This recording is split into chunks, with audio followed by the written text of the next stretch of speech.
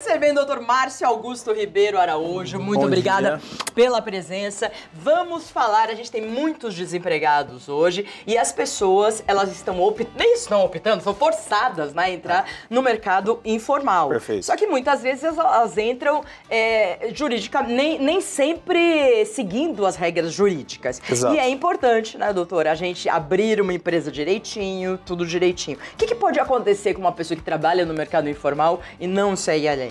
Bom, primeira coisa, desculpa. Primeira coisa, Maria, é que assim, a gente sempre fala no Sebrae pro pessoal, é se planejar.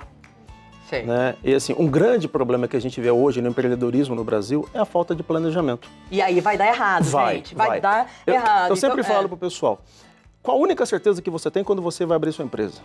Que o negócio vai dar errado. Isso é certo. Se você não fizer nada. Ah, não, mas peraí, quando eu abro uma empresa eu quero ter certeza que vai dar certo, doutor. Sim, mas por isso que é necessário se planejar. Entendi, tá. Por isso que é necessário se preparar minimamente. Tá, e Mas nessa preparação mínima, a gente tem a abertura de uma microempresa. Sim, né? E o Brasil, assim, só para explicar pros telespectadores como é que funciona no Brasil a nossa estrutura da microempresa. A gente tem o MEI, que é o microempreendedor individual. Temos a microempresa e a empresa de pequeno porte. E o que varia de um para o outro? Basicamente o faturamento. Faturamento é o que eu vou ter de vendas. Né?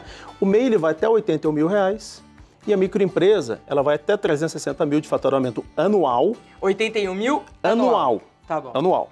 A microempresa até 360 mil anual.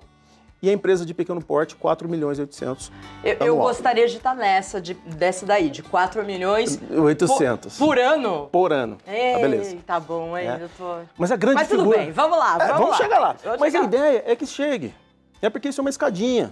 Não, 4 milhões, né, é complicado, né, doutor? Mas o que eu falo pro pessoal, Maria, depende da gente. Não, eu também acho. Eu acho que depende. Isso, é planejamento, é foco, é fazer a coisa que você entende. Isso. Não vai se aventurar numa coisa que você não entende. Porque o risco vai ser maior. O risco vai ser maior, exatamente. E a gente está tentando diminuir os riscos. Né? A busca do empresário é sempre por diminuir o risco. Certo. Tá? Ele tem que perseguir isso dia e noite. É que a gente está falando de pessoas que não são empresárias, que estão se tornando empreendedores por causa da situação financeira do país. Então, muitas vezes, a pessoa não tem informação, ela não tem, exatamente, ela não sabe como fazer, né? Porque a gente começa a coisa assim, mais informal, e vai avançando, só que aquilo pode ocorrer de virar uma bola de neve. Então, em determinado momento, a gente tem que parar um pouquinho e fazer um planejamento. Tá bom. Vamos aqui às dicas. Número 1.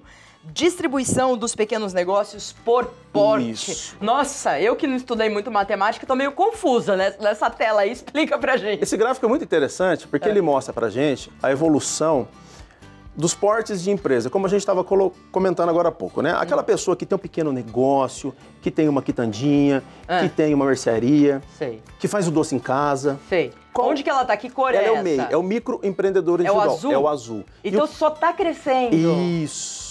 Olha, de 2009 a 2017 2017 só cresceu. Exato. Então, esse gráfico ele é muito interessante porque ele mostra que a microempresa, que é aquela padaria, um negócio maior, tá estável, que é o gráfico verde e o gráfico vermelho. Ah, tá. O verde cresceu um pouco, Cresceu um pouquinho, mas a grande, vamos dizer assim, viés de crescimento mesmo é o do MEI, do microempreendedor. E o que é individual. esse laranjinha aqui, o primeiro aí, que tá crescendo também? É a somatória dos três, né? Só que ele acaba acumulando o crescimento do MEI. Então hoje...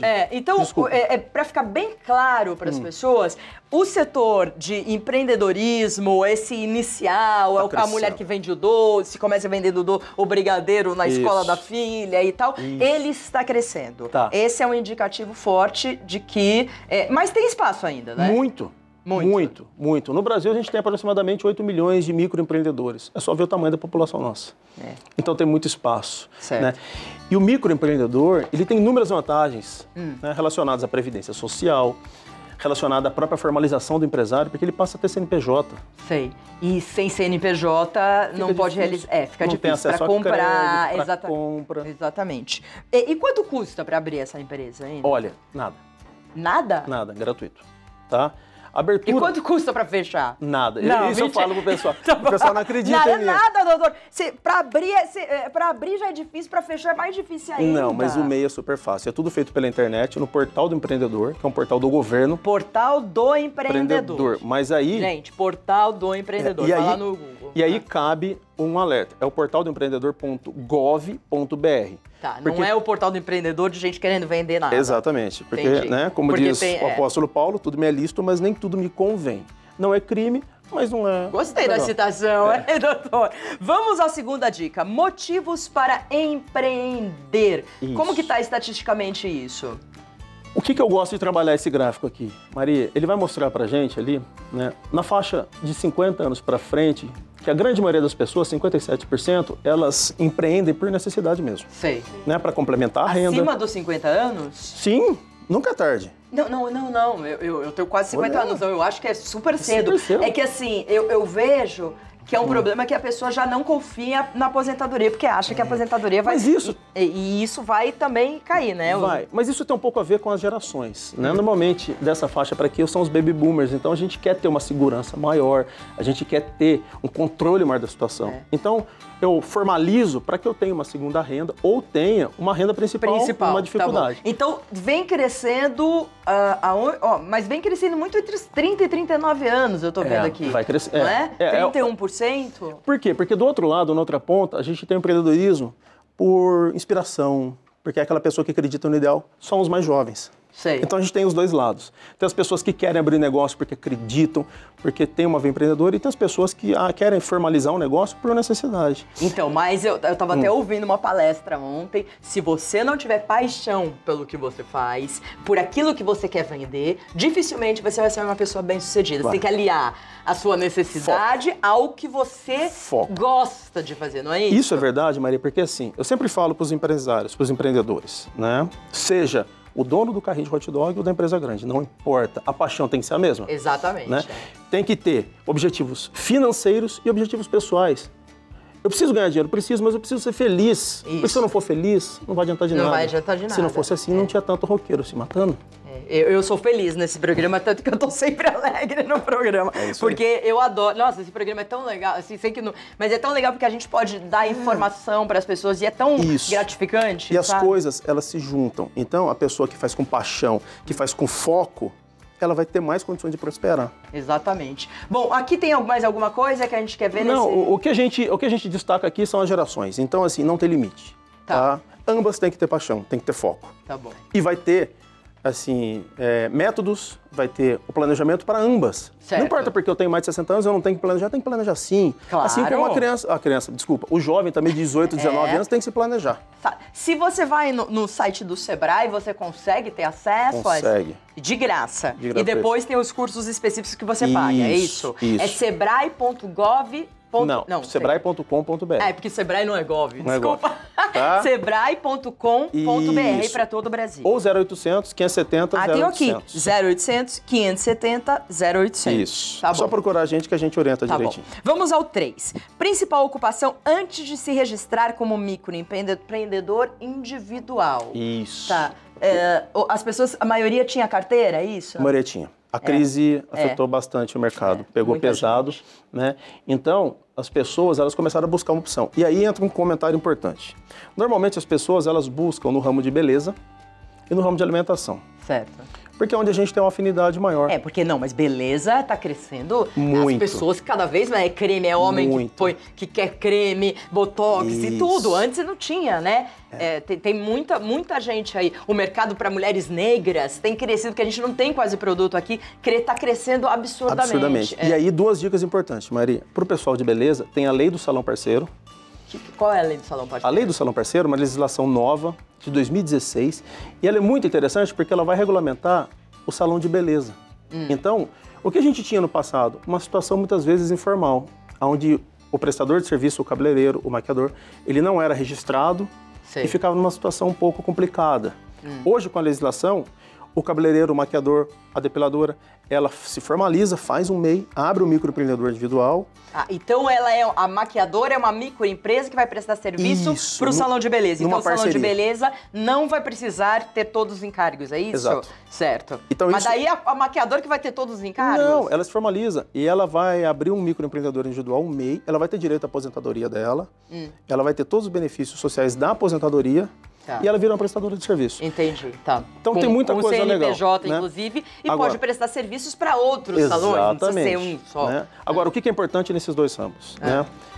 estar muito atento à vigilância sanitária, porque tem que ter regulamento. Beleza, então, e alimentação. E aí vem um comentário importantíssimo. Sempre que for abrir uma empresa, vá na prefeitura antes, pelo amor de Deus. Certo. E cheque antes se naquele local, em função da lei de zoneamento, da lei de ocupação de solo, do código de postura da cidade, você não vai ter problema.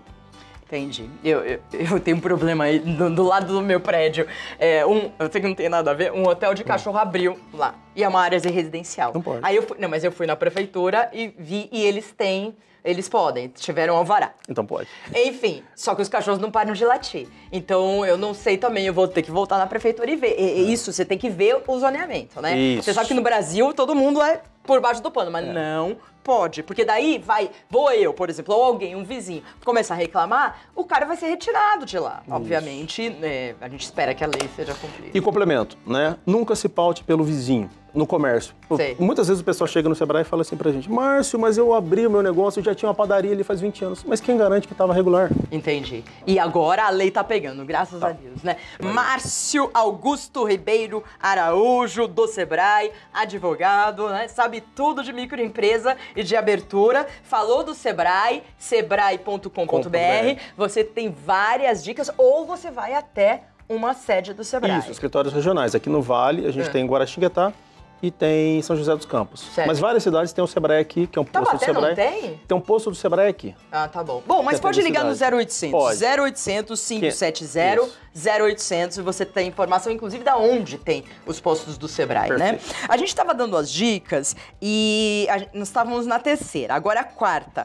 Condições para ser MEI. Isso. Repete o que é MEI, Márcio. MEI é o microempreendedor individual. Então, microempreendedor, é uma condição que foi criada pela legislação em 2009, idos de 2008 para 2009, objetivando aquelas pessoas que têm um pequeno negócio, que querem começar um pequeno negócio a se formalizar.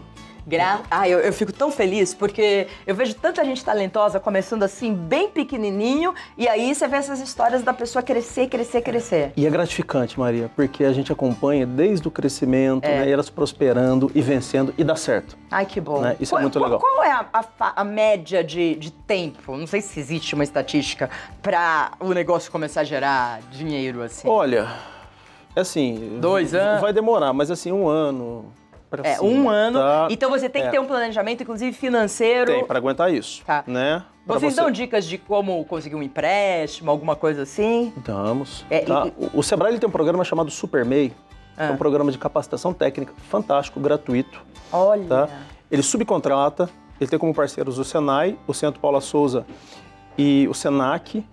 Essas entidades, elas aplicam o curso é inteirinho subsidiado pelo Sebrae. Que legal. E depois as pessoas que se formam, no ramo de atuação dela, por exemplo, culinária, né, no ramo de beleza. Imagina que eu quero abrir um salão de beleza. Eu fiz um curso de estética do Super MEI. Depois, eu sou elegível a participar do programa Juros Zero. Eu posso ter um empréstimo de até Juros zero? Zero, não tem juros. Nossa, não existe isso, né? Jura que tem esse... Mas não tem. Tem? É zero. E aí eu posso... Nossa, eu vou abrir um salão de beleza só pra conseguir esse empréstimo. E daí pode pagar, tem um prazo para pagar, se pagar tudo direitinho dentro do plano de negócio, então tem que usar para aquilo. Então tem que seguir o planejamento direitinho, porque você pode conseguir incentivo. Vamos lá, condições para ser MEI. Vamos falar rapidamente, Márcio? Vamos. Primeira condição é o faturamento. Faturamento é R$81 mil por ano, né? Pro rata. O que quer dizer isso? Se eu abrir no meio do ano, não é 81, é a metade. E se você faturar menos? Menos não tem problema nenhum, porque não pode faturar mais. Se eu faturo mais... Você vai em outro... Eu mudo para microempresa. E aí a tributação é muito maior, aí as formalidades são muito maiores. Entendi.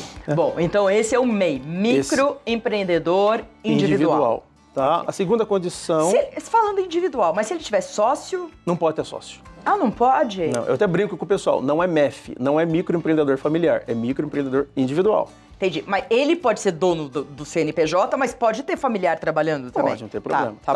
Registrado, não. Não pode registrar parente de primeiro grau, como funcionário. Aliás, é outra vantagem incrível do MEI, porque o MEI pode ter um funcionário apenas, tá? Mas a carga tributária em cima dele vai ser muito menor, ele vai pagar apenas 11%.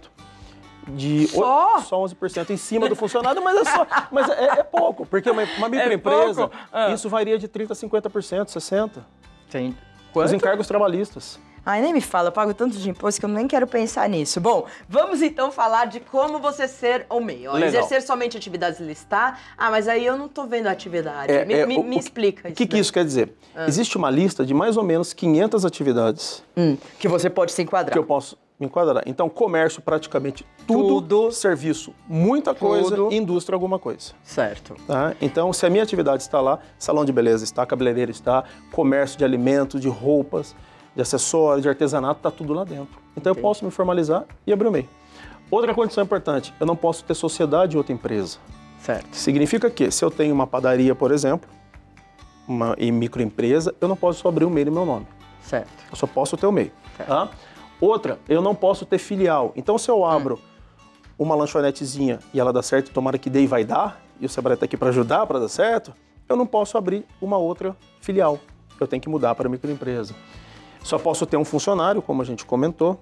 Márcio, mas a minha funcionária, ela engravidou, vai sair de licença de maternidade. Aí, nesse caso, excepcionalmente, eu posso contratar mais um.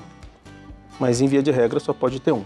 Mas eu posso ter prestador de serviço trabalhando para mim? Pode, não tem problema. Então eu posso ter 5 prestadores de serviço com a sua empresa, mas só um funcionário registrado. Mas esse prestador de serviço não pode configurar a cessão de mão de obra. O que é isso?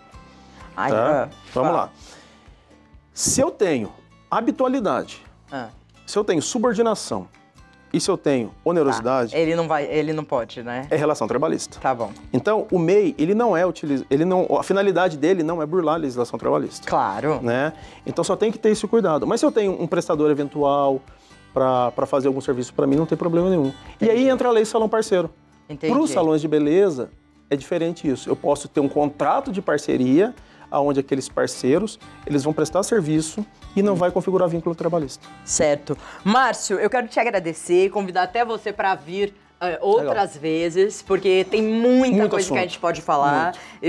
O Sebrae já fiz até palestra em lugares, né, da Feira do Empreendedor, que tem o Sebrae. Confio muito no Sebrae, então você vai lá, sebrae.com.br ou através do telefone 0800 570 0800, ou se você estiver no Vale, 0 operadora 12 3128 9600. Perfeito. Márcio, muito obrigada. Até a próxima. Obrigado. Aprendi bastante, hein?